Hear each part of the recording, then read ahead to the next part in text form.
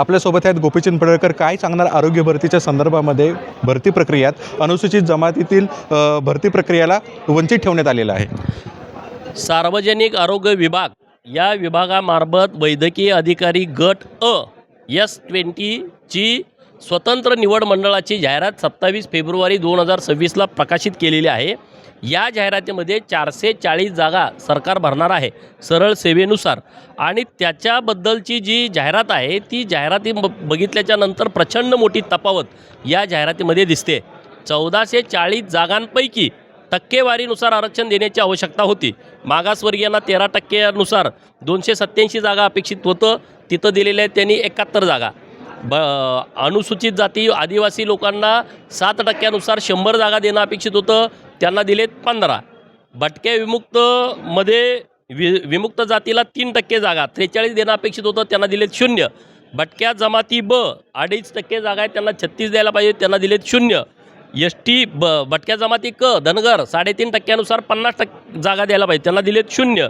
भटक्या जमाती ड 2% आरक्षणानुसार 28 जागा द्यायला पाहिजे, त्यांना दिलेत 0. इतर मागासवर्गीय 19% 273 जागा देणं अपेक्षित होतं, त्यांना दिलेत 148. आणि खुला वर्गाला 28% 403 जागा देणं अपेक्षित होतं, त्यांना दिलेत 864. आणि मग SCBCला 10% 144 दिलेले आहेत. EWSला 10% 144 दिलेले आहेत. तर ही मोठी तफावत आहे आणि म्हणून ही तफावत दूर करण्याच्या दृष्टिकोनातून मी आज सभागृहामध्ये हा विषय लावून धरला आहे. माननीय अध्यक्ष महोदयांनी निर्देश दिलेत, तात्काळ मंत्री महोदयांनी व्यवस्थित माहिती देऊन निवेदन करावं. प्रकाश आंबेडकरांसोबत आपलं बोलणं झालेलं आहे. प्रकाश आंबेडकर साहेबांना मी आणि नेते माननीय छगन भुजबळ साहेब विधान परिषदेमध्ये भेटायला गेलो, परंतु त्यांची लक्षवेधी होती, त्यामुळे मला विधान परिषदेत जाता येत नाही. माननीय मंत्री महोदय छगन भुजबळ साहेब जाऊन स्वतः प्रकाश आंबेडकर साहेबांना भेटलेले आहेत. त्यांच्या निदर्शनास ही बाब आणून दिली आहे, त्यांना जाहिरात दाखवली आहे, त्यांनासुद्धा यातलं गांभीर्य समजलेलं आहे.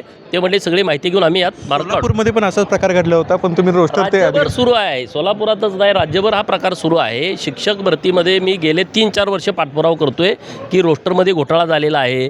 जे मुलं आमची मेरिटमध्ये आलेली आहे, जी मुलं वस्ती शाळेवरती ज्यांना नेमणूक दिल्या होत्या, तेव्हा त्या सगळ्या मुलांना तुम्ही जागेवरती दाखवलं आहे, आरक्षित जागेवरती 200-200 300 मुलं भरलेले आहेत.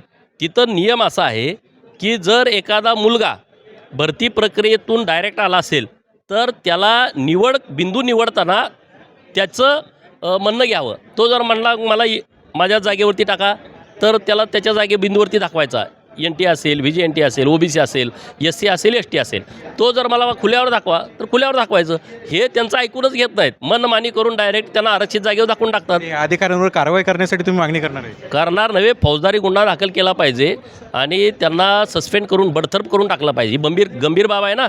तुम्ही जर आज 52% लोकांना 288 जागा देत आहे, 52% लोकांना 288 जागा देत आहे 1440 पैकी, याचा अर्थ तुम्ही 400 लोकांच्यावरती अन्याय करताय. 400 अधिकारी होणारे वंचित राहणार आहेत. आता जो अधिकारी लागेल तो 30 वर्षानंतर 33 वर्षानंतर रिटायर होणार आहे. याला जबाबदार कोण? ही काही साधी बाब आहे का? हे याबाबत तात्काळ या ज्या लोकांनी चुकीच्या पद्धतीनं जाहिरात दिली त्यांच्यावर गुन्हा दाखल करावा, मागणी करतो मी. धन्यवाद. खरं तर अशा अधिकाऱ्यांवरती प्रामुख्याने गुन्हा नोंद करण्यात यावा अशी प्रतिक्रिया गोपीचंद पडळकर यांनी दिलेली आहे. कॅमेरामॅन कल्पेश मोरेसह मी प्रसन्नजित जाधव, LS मराठी, मुंबई.